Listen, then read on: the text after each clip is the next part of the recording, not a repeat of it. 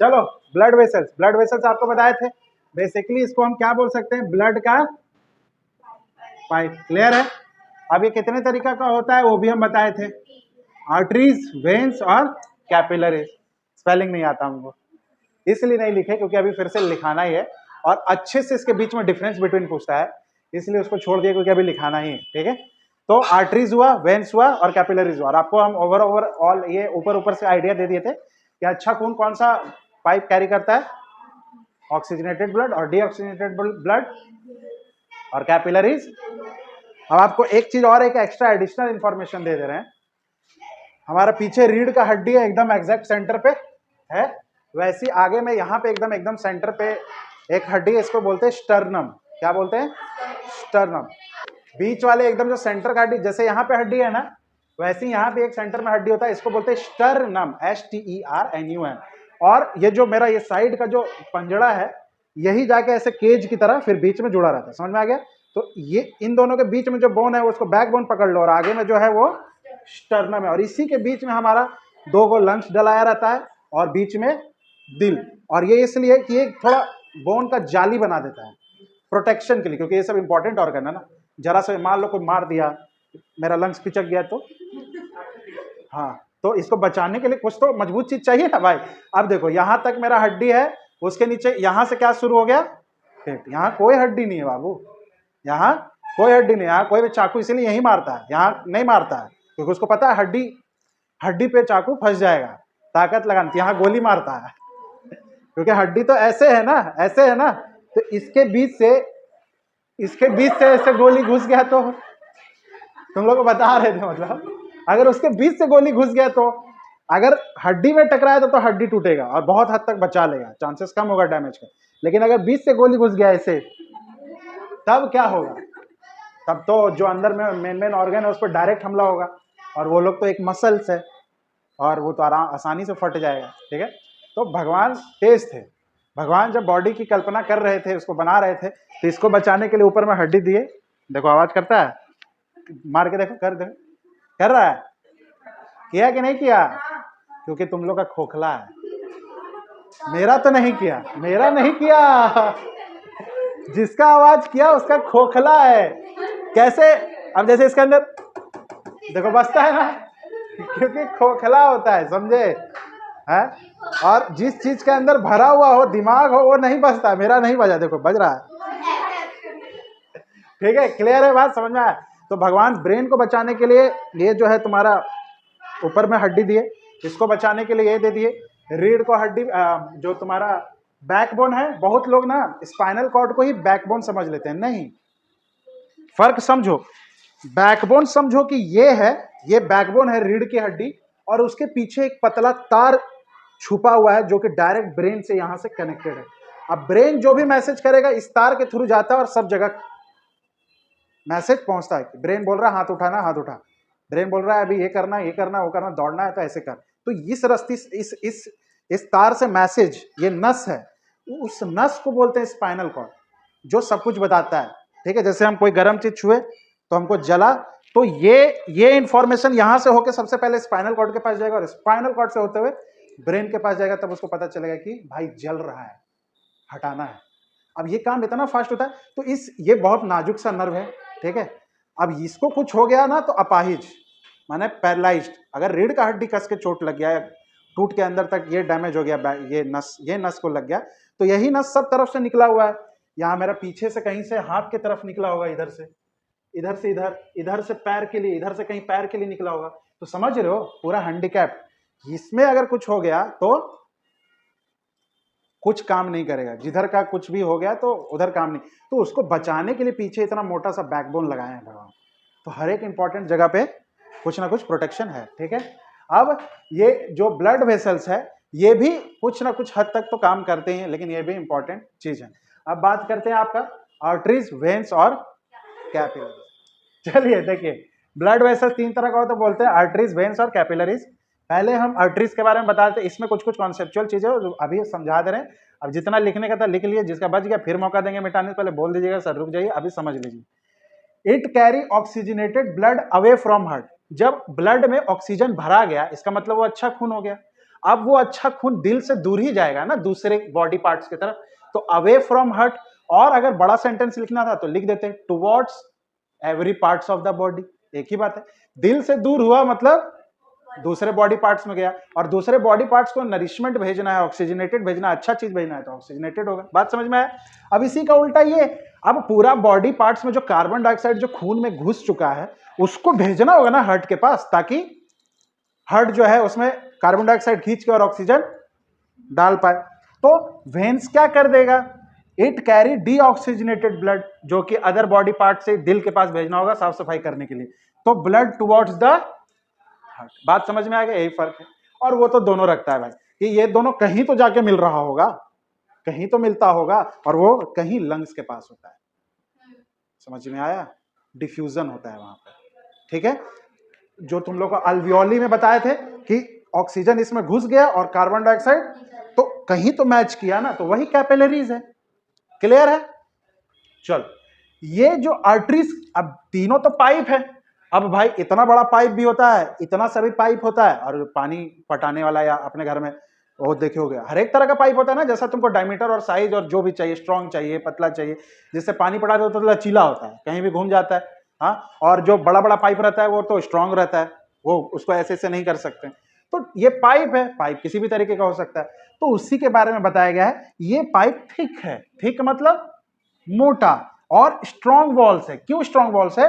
क्योंकि आप खुद दिमाग लगाइए, आर्टरीज के पाइप में तो क्या बोलते हैं कि खून भर चुका है, अब इसको हर एक बॉडी पार्ट्स की तरफ किधर भेजना है, वो भी धक्का मार के भेजना है, प्रेशर मारना है, तब नहीं लोग जाएगा।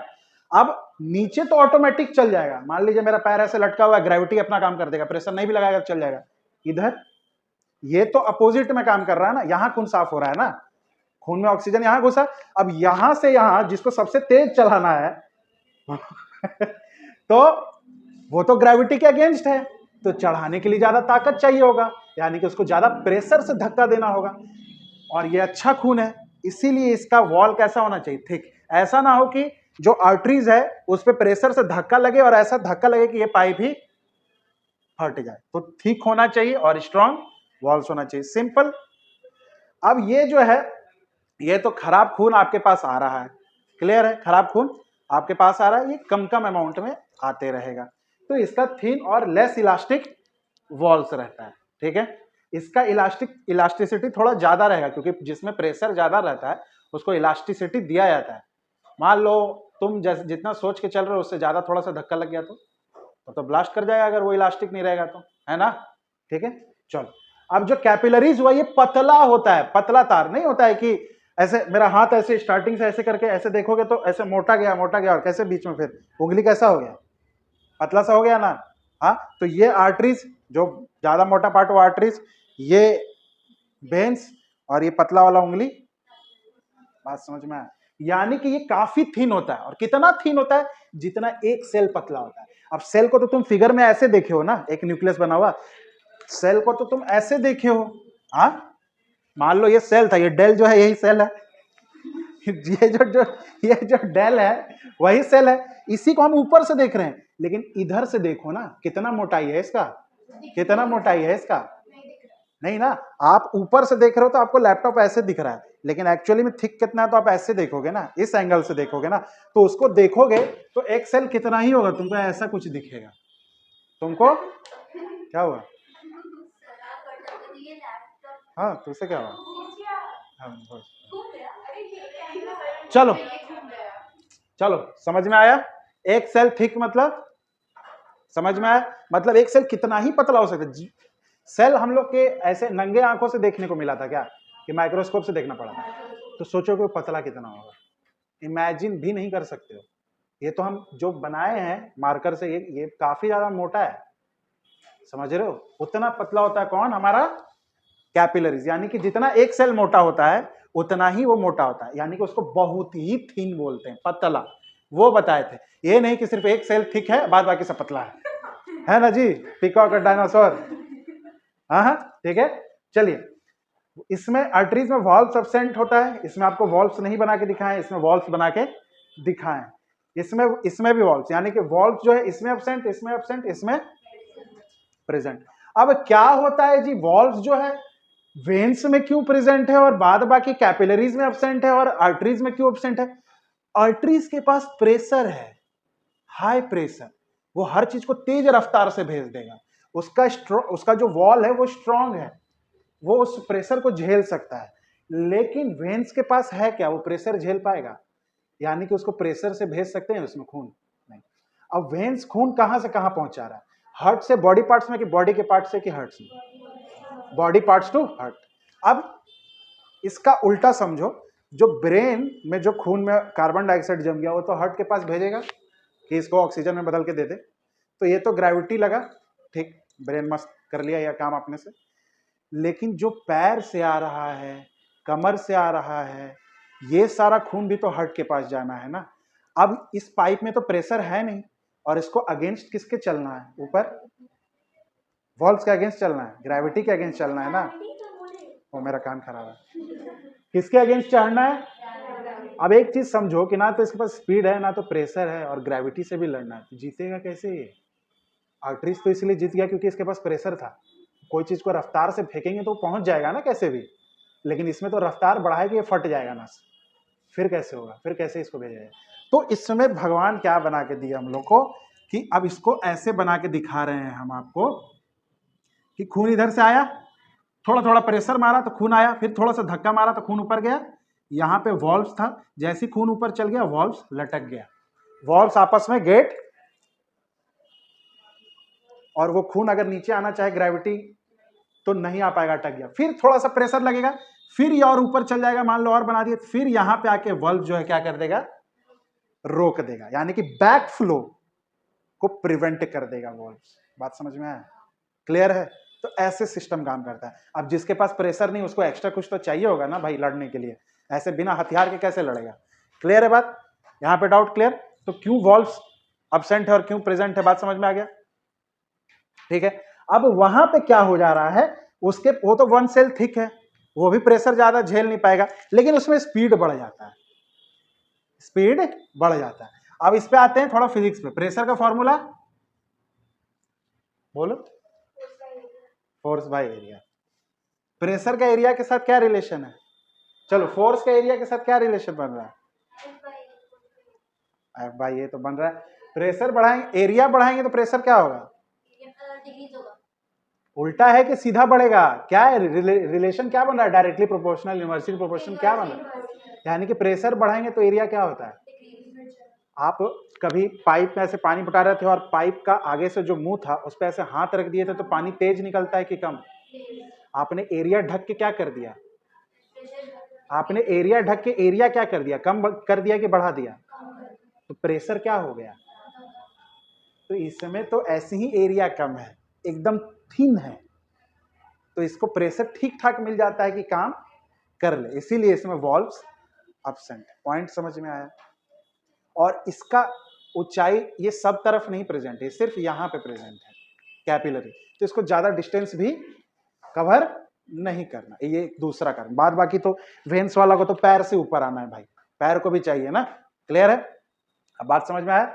इसीलिए कभी कभी किसी का दिमाग ना काम करे तो कुछ देर उल्टा हो जाओ, तो जो खून वहां नहीं पहुंच पा रहा है वो, समझ में आया? किया करो डेली 5 मिनट। वेना कावा जो है, वेना कावा जो है ये लार्जेस्ट वेन को कहते हैं। किसको बोलते हैं? वेना। इधर देखिए, लार्जेस्ट वेन क्या किसको बोलते हैं? और आर्ट्रियम बोले या हम आर्टरी बोले, एक ही बात है। क्लियर है? क्लियर क्लियर है?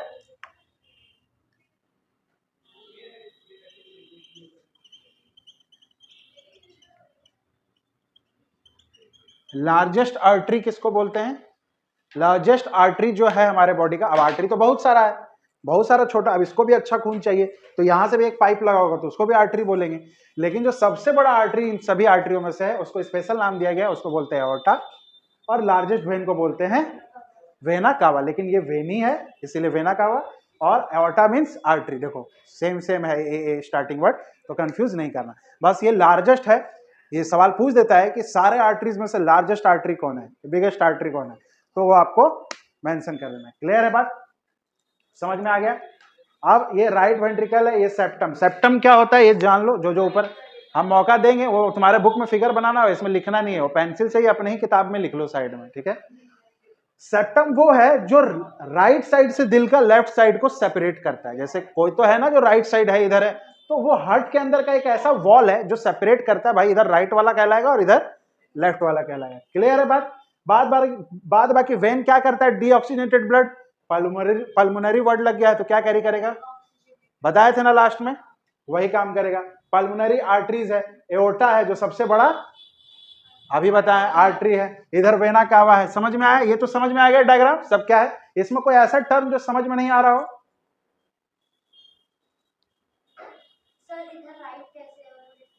बताते हैं, हाँ वो ठीक है। हम ऐसे दिल दिखाए तो राइट ऐसे ऐसे, और हम अपना दिल ऐसे दिखाए तो तुम्हारा राइट मेरा क्या हो गया, लेफ्ट हो गया ना। हम आपको दिल को ऐसे रख के दिखा रहे हैं, एक्चुअली में हम मेरा तो ऐसा है तो ये राइट कहलाएगा ना और ये लेफ्ट कहलाएगा। अब अगर हम उल्टा फिगर बनाते तो आपका राइट मेरा राइट ऐसे होता ना, तो आपको दिखाने के लिए तो हमको उल्टा दिखाना होगा ना भाई। हाँ, आपका राइट कौन है, मेरा राइट ये, तो उल्टा हुआ आपके हिसाब से, इसलिए इधर राइट और उधर पॉइंट। क्लियर? हाँ, तो ऐसे ये ऐसे पीछे से नहीं दिखाएंगे ना हट को, ये देखो हट है, आगे से मेरे कैसा है क्लियर है? बात समझ में आया? इसीलिए जो आपका राइट रहेगा वो एक्चुअली में हट का लेफ्ट रहेगा, और जो आपका लेफ्ट रहेगा वो राइट, क्योंकि हम ऐसे दिखा रहे हैं हट को, इस साइड से दिखा रहे हैं। तो भाई आपका राइट उधर है, मेरा राइट इधर है, तो हट खुद को दिखा रहा है, ठीक है, तो आपको उसके हिसाब से चलना होगा। क्लियर है बात? यहां तक और कुछ समझ में आया? बात रहा ऑरेकल, वेंट्रिकल, ये सब क्या है वो बताएंगे। आर्ट्रियम या आर्टरी सेम है, वो बात बता दिए आपको। वेना कावा और एओर्टा पता चल गया, सेप्टम पता चल गया, ठीक है। बीच का हड्डी स्टर्नम, उसी से मिलता जुलता सेप्टम, दिल का बीच का वॉल सेप्टम। क्लियर है? सब कुछ पता चल गया। चलिए, ये फिगर कंप्लीट को हम अपने 4 पार्ट में डिवाइड किए। अब ये जो चीज बताने जा रहे हैं किसका हर्ट है, अरे ह्यूमन हर्ट, यानी कि ह्यूमन हर्ट के कितने पार्ट, तो इसको बोलते हैं 4 चैम्बर्स। कितने चैम्बर्स? 4 चैम्बर। क्लियर है? बात समझ में आया? ओ, हर्ट शुरू करने से पहले आपको बेसिक चीजें हर्ट के बारे में नहीं बताया, वो हम बता देते हैं। चलिए, हर्ट के बारे में कुछ आम चीजें जान लेते हैं, ठीक है। हर्ट का अगर बोले वेट कितना होता है तो 300 ग्राम। कितना केजी? क्या बाबू, 2 किलो का दिल लेके घूम रही है तू? मानना पड़ेगा। कभी आम खरीदी है? हमको सच सच बताओ, आम खरीदी है? बताओ। हाँ, तो हमको ये बता दो कि 1 किलो में नॉर्मल साइज का आम के को चढ़ता है? 4 या 5। 1 किलो में 4 तो के को 75 दिल है। तो जब 1 किलो आम में, अब आम के ही साइज का रहता है हर्ट भी, तो सोचो कि 1 किलो आम में उतना वो है, तो तुम 2 किलो में के को कितना आम आ जाएगा और कितना, उसी को हर्ट समझो, तो पॉसिबल है। तो इसीलिए बेसिक, अच्छा हुआ मैं बेसिक चीज बता दे रहे हैं। हार्ट का वेट जी, तो किलो लिखें। कलर बोलिए, कलर, बस कर दिए वहीं पे। कौन सा पार्ट बॉडी के अंदर ब्लू है? हाँ, सही बोल रही हो।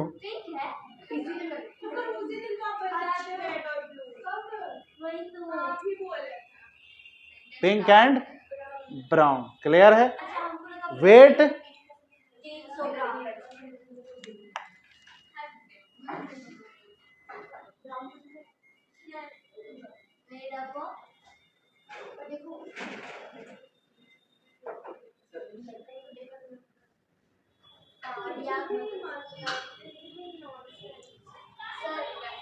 Made up of muscle called cardiac muscle से, ठीक है।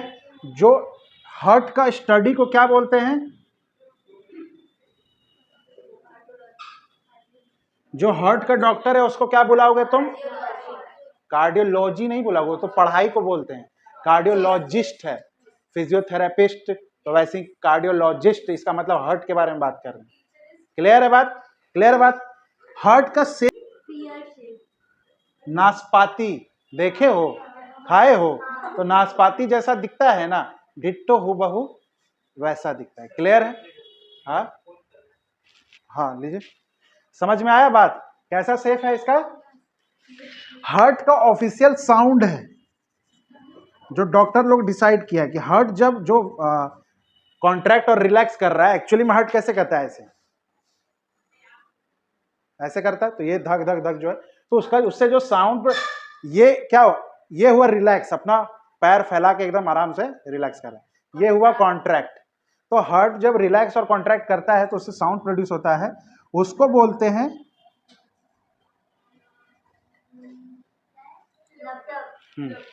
ये ऑफिशियल साउंड है, लब डब। ये रखा गया प्रॉपर, मजाक नहीं कर रहे हैं, ठीक है? ठीक है, लब और डब ये ऑफिशियल साउंड है। क्लियर है? समझ में आ गया? अब हमको बता दो कि ये हो गया, और कुछ छूट रह गया हार्ट का बेसिक इंफॉर्मेशन। अच्छा हाँ, एक तो छूट रहा है, जितना भी इंपॉर्टेंट ऑर्गन है उसके ऊपर एक ना, अब आलू खाना है तो पहले क्या हटाना पड़ता है? तो हर एक इंपॉर्टेंट ऑर्गन के ऊपर छिलका होता है। तो इस हार्ट के ऊपर जो एक मेमोरी, मान लो ये हार्ट था, तो इसके ऊपर एक छिलका लगा रहेगा। इस छिलके को क्या बोलते हैं? Pericardial sac.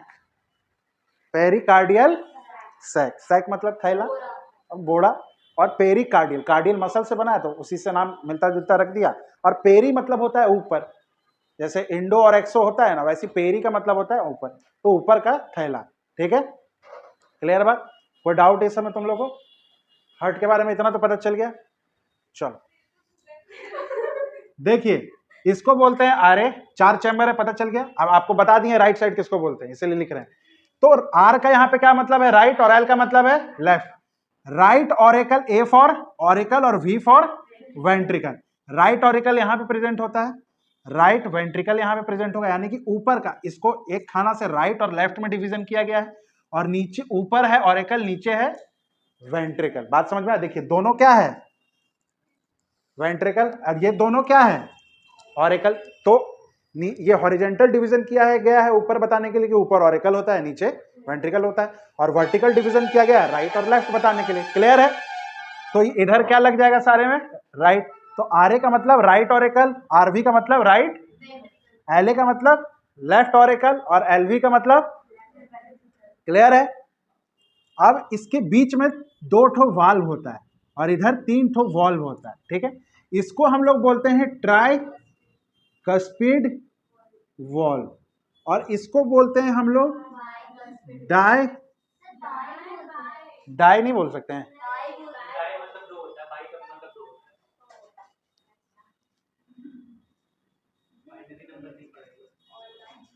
बताइए। हम मोनोनोमियल, और क्या था सर? हाँ, मोनोमियल, बाइनोमियल। तो उसमें 2, जिसमें एक्स का पावर या 2 टर्म रहता था, उसको क्या बोलते थे? क्या नहीं समझ में आया? कुछ नहीं, रहना। डाई बाई एक ही है, ठीक है? समझ में आया? अब इसको डाई का स्पीड वाल बोलो या बाई का स्पीड वाल, मेरे हिसाब से तो डाई बोलना, क्योंकि यही टर्म है वहां पे मेंशन। ठीक है?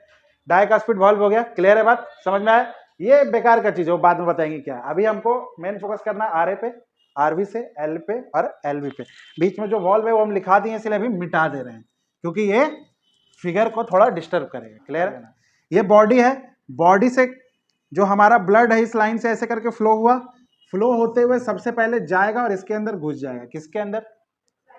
राइट ऑरिकल के अंदर। राइट ऑरिकल से होते हुए राइट वेंट्रिकल। क्लियर है? उसके बाद ये जाएगा लंग्स के पास,